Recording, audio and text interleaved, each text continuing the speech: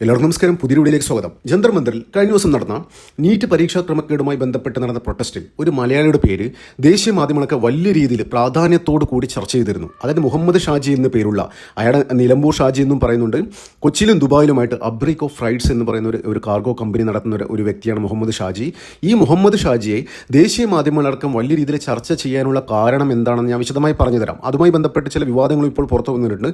അത് ഞാൻ പറഞ്ഞുതരാം എന്താണെന്നല്ലേ. അതായത് ഈ നീറ്റ് പരീക്ഷാ പ്രൊട്ടസ്റ്റ് നടക്കുമ്പോൾ ദുബായിൽ കമ്പനി നടത്തുന്ന ഈ മുഹമ്മദ് ഷാജി തൻ്റെ കമ്പനിയിൽ ജോലി ചെയ്യുന്ന 23ഓളം പേരെ സ്വന്തം ചെലവിൽ, അതായത് ദുബായിൽ നിന്ന് ഡൽഹി വരെ ticket up and down ticket എടുത്ത് കൊടുക്കുകയും 2 ദിവസം ഡൽഹിയിലെ പഞ്ചനക്ഷത്ര ഹോട്ടൽ താമസ സൗകര്യം സ്വന്തം ചെലവിൽ ഒരുക്കി കൊടുത്തിരുന്നു ഈ മുഹമ്മദ് ഷാജി. അതുകൊണ്ട് തന്നെയാണ് ഇത്ര വലിയ രീതിയിലുള്ള ഒരു വിവാദമാകാൻ, ഇയാളുടെ പേര് വിവാദമാകാൻ കാരണം എന്ന് വെച്ച് കഴിഞ്ഞാൽ, അതായത് വിദ്യാർത്ഥികളാണ് ഇവിടെ സമരം ചെയ്യുന്നത്. ഈ വിദ്യാർത്ഥി പ്രക്ഷോഭത്തിൽ പങ്കെടുക്കാൻ കുറച്ച് കിളവന്മാരെ സ്വന്തം ചെലവിൽ കാശ് കൊടുത്തിട്ട് ഇങ്ങോട്ട് അയക്കാനുള്ള പിന്നിലുള്ള ചേതോ വികാരം എന്താണ്, അത് തന്നെയാണ് സംശയം ജനിപ്പിക്കുന്നത്. കൂടാതെ അത് മാത്രമല്ല, അതായത് ദുബായിലടക്കം പല ചെക്ക് കേസുകളിലടക്കം പെട്ട് നിരവധി ഫൈനുകൾ അടച്ച് വലിയ രീതിയിൽ സാമ്പത്തിക ബുദ്ധിമുട്ടുകൾ നേരിടുന്ന ഒരു വ്യക്തി കൂടിയാണ് ഈ മുഹമ്മദ് ഷാജി എന്ന് പറയുന്ന ആൾ. അപ്പോൾ അങ്ങനെയുള്ള ഒരാൾ, സാമ്പത്തിക നില അത്ര ബാലൻസ് അല്ലാത്ത ഒരാൾ സ്വന്തം ചെലവിൽ കോടികൾ മുടക്കിയിട്ട് ഈ സമരത്തിന് ഒരു ഐക്യദാർഢ്യം പ്രഖ്യാപിക്കാൻ തൻ്റെ എംപ്ലോയീസിനെ വിട്ടത് എന്തിനാണ് എന്നാണ് ദേശീയ മാധ്യമങ്ങളൊക്കെ ചോദിക്കുന്നത്. അപ്പോൾ ഇതുമായി ബന്ധപ്പെട്ട് നിലമ്പൂർ തന്നെ, അതായത് മലപ്പുറം ജില്ലയിൽ നിന്ന് തന്നെ ഏകദേശം 4-5 പരാതികൾ ഓൾറെഡി അമിത്ഷാക്ക് പോയിട്ടുണ്ട്. അപ്പോൾ ഇപ്പോൾ സോഷ്യൽ മീഡിയയിൽ പ്രചരിപ്പിക്കുന്ന വലിയ രീതിയിലുള്ള ഒരു വാർത്ത എന്താണെന്ന് വെച്ച് കഴിഞ്ഞാൽ, അതായത് ഈ ഷാജിക്ക്, മുഹമ്മദ് ഷാജിക്ക് ലഷ്കർ ഇ തൊയ്ബ പോലുള്ള അതിൽ അത്തരത്തിൽ തീവ്രവാദ സംഘടനകളിൽ പ്രവർത്തിക്കുന്ന ആൾക്കാരുമായിട്ട് അടുത്ത് ബന്ധമുണ്ട് എന്നാണ് സോഷ്യൽ മീഡിയ പറയുന്നത്. അപ്പോൾ അവർ പറയുന്നത് വെച്ച് കഴിഞ്ഞാൽ, അതായത് നമ്മുടെ ഷഹീൻ ബാഗിൽ നടന്ന ആൻറ്റി CA പ്രൊട്ടസ്റ്റിൽ ഇതേ അബ്രിക് ഓഫ് ഫ്രൈറ്റ്സ് തന്നെ മുഹമ്മദ് ഷാജി തന്നെ നിരവധി തവണ, അതായത് ഫുഡ് ഓർഡർ ചെയ്ത് കൊടുക്കുക, അത്തരത്തിലുള്ള സഹായങ്ങളൊക്കെ ചെയ്തു കൊടുത്തിട്ടുണ്ടായിരുന്നു. നമുക്കറിയാം, ഇപ്പോൾ ഡൽഹിയിൽ അവസാനിച്ച ഈ നീറ്റ് പരീക്ഷയുമായി ബന്ധപ്പെട്ട് നടന്ന പ്രൊട്ടസ്റ്റിൽ ഏറ്റവും കൂടുതൽ ഓൺലൈൻ ഫുഡ് ഡെലിവറി ആപ്പുകൾക്ക്, ഈ സ്വിഗ്ഗി, സൊമാറ്റോ അങ്ങനെയുള്ള ഇതിനൊക്കെ വലിയ രീതിയിൽ ഓർഡറാണ് പുറം രാജ്യങ്ങൾ, ദുബായും ഖത്തർ പോലെയുള്ള രാജ്യങ്ങളിൽ ലഭിച്ചുകൊണ്ടിരുന്നത്. അതായത് ഈ സമരം ചെയ്യുന്ന ആൾക്കാർക്ക് ഭക്ഷണം കൊടുക്കാൻ വേണ്ടി ഭക്ഷണം ഓർഡർ വരുന്നത് ദുബായിൽ നിന്നാണ്. അവർ തന്നെ അവരുടെ സ്വിഗ്ഗിയുടെയും സൊമാറ്റോയുടെയും ഒക്കെ സൈറ്റുകൾ ജാമായിട്ട്, അത്രയും ഹെവി ട്രാഫിക് കാരണം അവിടെ വെബ്സൈറ്റ് തന്നെ ചില സമയത്ത് ക്രാഷ് ആവുന്ന തരത്തിലുള്ള ഓർഡറുകളാണ് ഈ പുറം രാജ്യങ്ങളിൽ വന്നുകൊണ്ടിരുന്നത്. അപ്പോൾ എന്താണ്, ഇതൊരു ഓർഗനൈസ്ഡ് ഒരു പ്രൊട്ടസ്റ്റ് ആയിരുന്നു. അതായത് വിദ്യാർത്ഥികളുടെ മറവിൽ ഇവിടെ വലിയ രീതിയിലുള്ള കലാപങ്ങൾ അഴിച്ചുവിട്ട് ഈ ജനാധിപത്യ പ്രക്രിയയിൽ അധികാരത്തിൽ നരേന്ദ്രമോദി സർക്കാരിന് താഴെ ഇറക്കാം എന്നാണ് ഇവർ വിചാരിച്ചത്.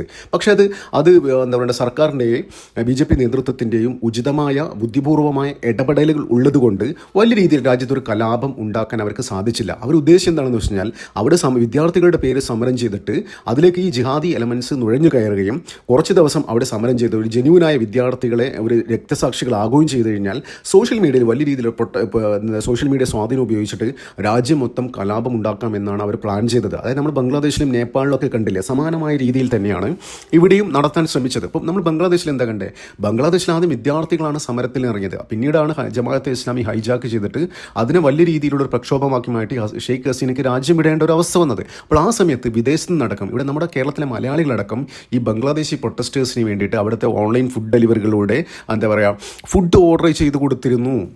സമാനമായ സാഹചര്യം തന്നെയാണ് ഇവിടെയുള്ളത്. അപ്പോൾ ഇങ്ങനെ നോക്കുകയാണെങ്കിൽ നിലമ്പൂർ ഷാജി തൻ്റെ എന്താ പറയണ്ട, ഇത്ര സാമ്പത്തിക ബുദ്ധിമുട്ട് പരാധീനകൾക്ക് നടുവിലും കോടികൾ പൊട്ടിച്ചിട്ട് ഇത്തരത്തിലുള്ള ആൾക്കാരെ തൻ്റെ ഓഫീസിൽ 23ഓളം ആൾക്കാരെ ഇങ്ങോട്ട് വിടണമെങ്കിൽ അതിന് പിന്നിൽ വലിയ രീതിയിലുള്ള തീവ്രവാദ ശക്തികൾ ഉണ്ട് എന്ന് തന്നെയാണ് വിശ്വസിക്കുന്നത്. അതുകൊണ്ട് തന്നെയാണ് സാക്ഷാൽ അമിത്ഷാക്കാണ് ഇപ്പോൾ പരാതി പോയിരിക്കുന്നത്. ഏത് നിമിഷവും ഈ മുഹമ്മദ് ഷാജിയെ അന്വേഷണ ഏജൻസികൾ ചോദ്യം ചെയ്യുന്നുള്ള കാര്യത്തിൽ ഒരു സംശയമില്ല. ദുബായിലടക്കം എത്തരത്തിലുള്ള ബിസിനസ്സുകളാണ് റൺ ചെയ്യുന്നത്, ആരാണ് ഫണ്ട് ഇറക്കുന്നതെന്ന തരത്തിലുള്ള അന്വേഷണങ്ങളൊക്കെ ഇപ്പോൾ വരും. നമുക്കറിയാം, ഈ അടുത്ത കാലത്ത് UAEയും ഇന്ത്യയും തമ്മിൽ ഒരു കരാർ ഒപ്പിട്ടിരുന്നു. ഈ അടുത്ത കാലത്ത് UAE പ്രസിഡന്റ് ഇവിടെ വന്നിട്ട് ഒരു കരാർ ഒപ്പിട്ടില്ലേ. അതായത് ഇവിടെ എന്തെങ്കിലും സാമ്പത്തിക കൃത്യം നടത്തിയ ആൾക്കാരാണെങ്കിൽ അവർക്ക് സംശയം തോന്നിക്കഴിഞ്ഞാൽ നമുക്ക് ദുബായ് ഗവൺമെൻറ്റിൻ്റെ അടുത്ത് ചോദിക്കാം അവരെങ്ങനെയാണ് ഫണ്ട് വരുന്നത്. അവരുടെ ഫണ്ടിൻ്റെ സോഴ്സൊക്കെ ദുബായ് ഗവൺമെൻറ് അന്വേഷിച്ചിട്ട് ഇന്ത്യൻ ഗവൺമെൻറ് കൈമാറും. അപ്പോൾ ഒരു ഇന്ത്യൻ പൗരൻ ദുബായിൽ പോയിട്ട് എന്തെങ്കിലും ഇവിടുന്ന് കുറ്റകൃത്യം ചെയ്തിട്ട് ദുബായിൽ പോയി കഴിഞ്ഞാലും ആ കുറ്റവാളികളെ പോലും കൈമാറാനുള്ള ഒരു അണ്ടർസ്റ്റാൻഡിങ് ഈ ഇരു രാജ്യങ്ങളും തമ്മിലുണ്ട്. അപ്പോൾ നമ്മുടെ CJ റോയുടെ കേസിൽ തന്നെ CJ റോയ് അവിടെ ഇല്ലീഗലായിട്ട് ഒരുപാട് ഇൻവെസ്റ്റ്മെൻറ്റ് നടത്തി എന്നുള്ള കോൺഫിഡൻറ്റ് ഗ്രൂപ്പ് ചെയർമാനായ CJ റോയ് അവിടെ ഒരുപാട് ഇല്ലീഗലായിട്ടുള്ള ഫണ്ട് ഇൻവെസ്റ്റ്മെൻറ്റ് നടത്തി എന്നുള്ള വിവരം ഇന്ത്യൻ സർക്കാരിന് വിവരം കൊടുത്തത് UAE ഗവൺമെൻറ്റാണ്. അങ്ങനെ അപ്പോൾ UAE പൗരന്മാർ ഇവിടെ വന്നിട്ട് എന്തെങ്കിലും ഉടായ്പ കളിച്ചിട്ടുണ്ടെങ്കിൽ ഇന്ത്യൻ ഗവൺമെൻറ് അതിന് വ്യക്തമായ വിവരങ്ങൾ UAE ഗവൺമെൻറ് കൈമാറും. അപ്പോൾ ഈ ഷാജിയുടെ സോഴ്സ് എന്താണെന്ന് വ്യക്തമായിട്ട് ഇപ്പോൾ ആഭ്യന്തര വകുപ്പ് അന്വേഷിച്ചുകൊണ്ടിരിക്കുകയാണ്. അതുകൊണ്ട് തന്നെ സോഷ്യൽ മീഡിയയിൽ വലിയ രീതിയിലുള്ള ഇത്തരത്തിലൊരു പ്രചാരണം നടക്കുന്നുണ്ട്. അതായത് ലഷ്കർ ഇ തൊയ്ബ പോലുള്ള തീവ്രവാദ സംഘടനകളുമായിട്ട് ഈ മുഹമ്മദ് ഷാജിക്ക് ബന്ധം ഉണ്ടാകാൻ സാധ്യതയുണ്ട്. കാരണം എന്ന് വെച്ച് കഴിഞ്ഞാൽ ഈ ലഷ്കർ ഇ തൊയ്ബക്കും ജെയ്ഷെ മുഹമ്മദിനൊക്കെ ഇന്ത്യയിൽ വലിയ രീതിയിലുള്ള ഒരു സായുധ കലാപം ഇനി നടത്താൻ പറ്റില്ല. ഒരു തീവ്രവാദി ആക്രമണം, ഒരു ബോംബ് സ്ഫോടനം, അത്തരത്തിലുള്ള കാര്യങ്ങളൊന്നും ഇന്ത്യയിൽ ഇനി നടത്താൻ പറ്റില്ല.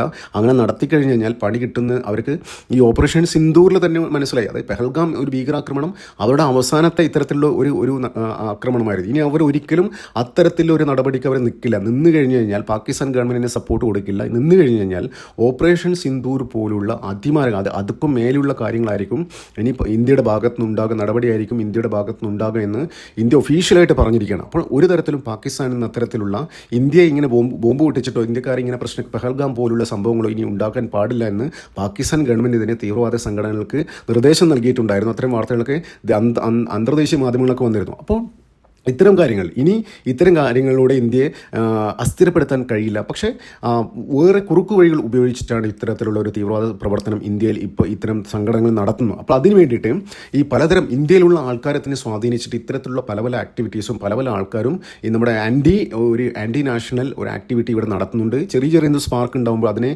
പർവ്വതീകരിക്കുക, അതിന് വലിയ രീതിയിൽ സോഷ്യൽ മീഡിയയിൽ വലിയ രീതിയിൽ പ്രചാരണം കൊടുത്തിട്ട് ഇന്ത്യയിൽ വലിയ രീതിയിൽ കലാപം ഉണ്ട്.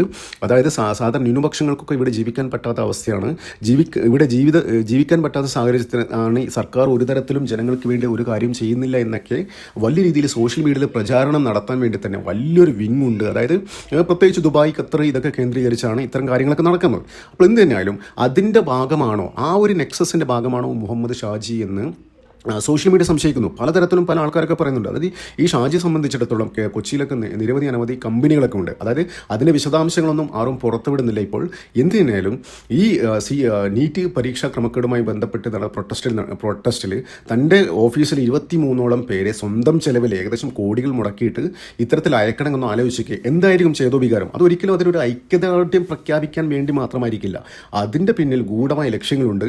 അതിനു വേണ്ടിയിട്ട് ഇത് ഫണ്ട് ചെയ്തത് ആരാണ് എന്ന് ശരിക്കും കേന്ദ്ര അന്വേഷണ ഏജൻസികൾക്ക് ഇപ്പോൾ ഓൾറെഡി കിട്ടിക്കാണും. അതായത് എങ്ങനെയാണ് ഫണ്ട് വിനിയോഗിച്ചത്.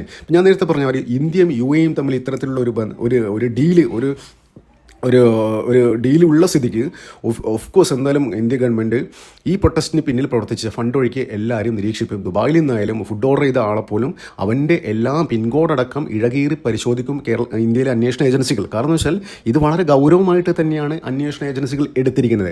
അപ്പോൾ അങ്ങനെ നോക്കുകയാണെങ്കിൽ ഈ ഷാജി അടക്കം, അതായത് പാകിസ്ഥാൻ തീവ്രവാദ ലഷ്കർ ഇ തൊയ്ബ പോലെ സോഷ്യൽ മീഡിയ പറയുന്ന മാതിരി ലഷ്കർ ഇ തൊയ്ബയുമായി എന്തെങ്കിലും ബന്ധമുണ്ടെങ്കിൽ ഇവൻ്റെ കാര്യം കട്ടപ്പൊക്കെയായിരിക്കുന്നുള്ള കാര്യത്തിൽ ഒരു സംശയമില്ല. ഇവൻ്റെ മാത്രമല്ല, ഈ നേരത്തെ പറഞ്ഞ മാതിരി സ്വിഗ്ഗി സൊമാറ്റോ പോലുള്ള ഓൺലൈൻ ഫുഡ് ഡെലിവറി ആപ്പുകളിൽ കൂടി ഈ പ്രൊട്ടസ്റ്റ് സമരക്കാർക്ക് ഫുഡ് ഓർഡർ എത്തിച്ചു കൊടുത്ത ആൾക്കാരെ പോലും പൊക്കുന്നില്ല കാര്യത്തിൽ ഒരു സംശയമില്ല. നന്ദി, നമസ്കാരം. മറ്റു വീഡിയോ കാണാം.